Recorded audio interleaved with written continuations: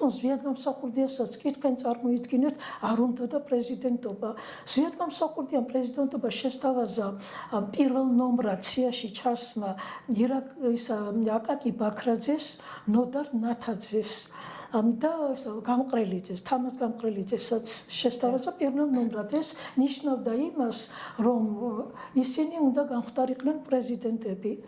მაგრამ ჩვენ უარი მივიღეთ პრეზიდენტმა პრეზიდენტი არ იყო მაშინ უზენაეს საბჭოს თავმჯდომარე ზვიადგამსახურდიამ უარი მიიღო მათგან.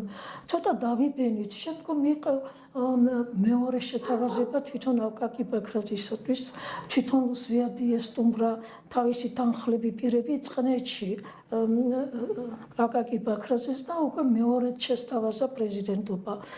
აკაკი ბაქრაძეს ძალიან ისეთი ხელვარება ეთყობოდა ზვიადთან შეხვედრის დროს, რომ